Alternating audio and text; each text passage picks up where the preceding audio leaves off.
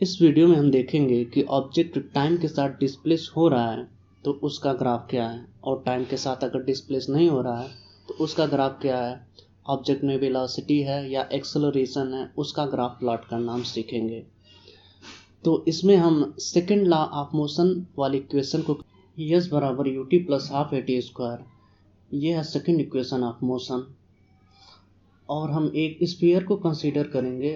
पहला केस हमारा है कि स्फीयर टाइम के साथ डिस्प्लेस नहीं होगा। यहाँ पे हम एक्स एक्सिस को टाइम एक्सिस और वाई एक्सिस को डिस्प्लेसमेंट एक्सिस मान लेते हैं। हमें पता है कि ऑब्जेक्ट जो कि स्फीयर है वो टाइम के साथ डिस्प्लेस नहीं हो रहा है। तो इनिशियली मान लेते हैं ओरिजिन से ऑब्जेक्ट की डिस्टेंस डी है और टाइम के साथ ये डिस्प्लेस नहीं हो रहा है। तो देखते हैं ग्राफ में time T is equal to 0, T is equal to 1, T is equal to 2, 3, 4, 5। Time की सभी वैल्यू पे हम देखेंगे कि ऑब्जेक्ट ओरिजिन से डी डिस्टेंस पे ही है, मतलब उसका डिस्प्लेसमेंट नहीं हो रहा है। तो अब इसका ग्राफ प्लॉट करेंगे। तो इसका ग्राफ प्लॉट करने के लिए हम टाइम एक्सिस के हर एक टाइम पे उसके परपेंडिकुलर एक लाइन ड्रॉ करेंगे और डिस्प्लेसमेंट एक्सिस पे भी उसके हर एक पॉइंट से डिस्प्लेसमेंट एक्सिस के परपेंडिकुलर लाइन ड्रॉ करेंगे। और डिस्प्लेसमेंट एक्सिस पे तो एक ही पॉइंट है, वो है टी। और टाइम एक्सिस पे T is equal to 1, T is equal to 2, T is equal to 3, T is equal to 4 and so on. बहुत से पॉइंट हैं। टाइम एक्सिस के सभी पॉइंट्स और डिस्प्लेसमेंट एक्सिस के पॉइंट से अगर उस एक्सिस के परपेंडिकुलर लाइन ड्रा करते हैं तो हम देखते हैं कि वो लाइनें आपस में एक पॉइंट पे इंटरसेक्ट करती हैं। अब इस इंटरसेक्शन वाले पॉइंट को अगर आपस में मिलाते हैं तो यही ग्राफ होगा जो कि टाइम और डिस्प्लेसमेंट का ग्राफ है, और इस केस में डिस्प्लेसमेंट 0 को ये शो करेगा। इस केस में अगर इनिशियली हम मान लें कि ऑब्जेक्ट ओरिजिन पे ही है तो उसका ग्राफ टाइम एक्सिस पे ही एक लाइन बनेगी। अब सेकेंड केस देखते हैं। इसमें इक्वेशन है S equal to U T plus half A T square. अब इस केस में कांस्टेंट डिस्प्लेसमेंट है। अगर मान लेते हैं कि हर सेकेंड डी डिस्प्लेस हो रहा है तो फिर इसका ग्राफ क्या होगा। और इस इक्वेशन में देखते हैं अगर कांस्टेंट डिस्प्लेसमेंट है तो एक्सेलरेशन तो 0 है, तो फिर इसका फार्मूला होगा S equal to U T. यहाँ पे plus half A T square वाला पैरामीटर गायब हो जाएगा। अब देखते हैं इसका ग्राफ। पहले सेकंड में इसका डिस्प्लेसमेंट डी है, ये मार्क कर लेते हैं। दूसरे सेकंड में भी डी है, तीसरे में भी डी है। ऐसे ऐसे हर टाइम के साथ उसका डिस्प्लेसमेंट डी हो रहा है। तो हम जानते हैं कि अगर टाइम के साथ एक कांस्टेंट डिस्प्लेसमेंट हो तो उसको हम मान लेते हैं कि ये वेलोसिटी है उस ऑब्जेक्ट की।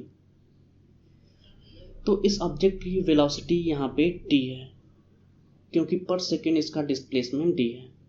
तो अब टाइम एक्सिस के सभी पॉइंट को और डिस्प्लेसमेंट एक्सिस के सभी पॉइंट से परपेंडिकुलर लाइन अगर ड्रा करते हैं तो देखते हैं कि वो कुछ पॉइंट पे आपस में इंटरसेक्ट करती हैं।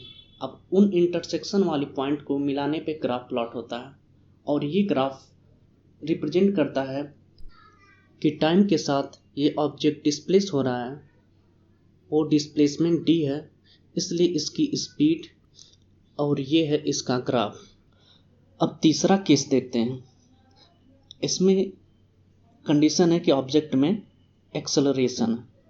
मान लेते हैं ऑब्जेक्ट की इनिशियल वेलोसिटी 0 है और एक्सेलरेशन की वैल्यू 1 मान लेते हैं।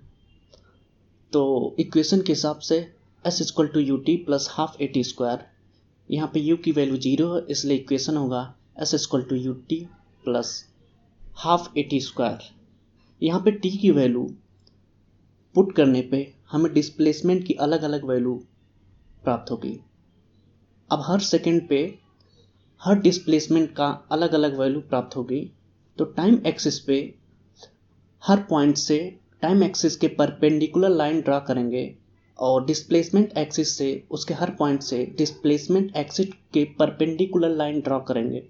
तो ये लाइनें आपस में कहीं न कहीं इंटरसेक्ट करेंगी। अब इस इंटरसेक्शन वाले पॉइंट को आपस में मिलाएंगे तो एक लाइन ड्रा होगी। और ये लाइन स्ट्रेट लाइन नहीं होगी, कर्व होगी, क्योंकि यहाँ पे एक्सेलरेशन है। तो ये है इसका ग्राफ। और इसमें हम डिस्प्लेसमेंट और टाइम के रिस्पेक्ट में ग्राफ आपको रिप्रेजेंट किए हैं। अगर हम वेलोसिटी और टाइम के रिस्पेक्ट में अगर ग्राफ प्लॉट करते तो ग्राफ की शक्ल थोड़ी सी चेंज रहती, मतलब वही रहता। तो इन तीनों केसेस में हमने आपको डिस्प्लेसमेंट और टाइम के रिस्पेक्ट में ग्राफ प्लॉट करना सिखाया है। अगर वेलोसिटी के रिस्पेक्ट में और एक्सेलरेशन टाइम के रिस्पेक्ट में ग्राफ प्लॉट करना होगा तो उसका ग्राफ कुछ अलग दिखेगा, जो कि देखेंगे अगली बार।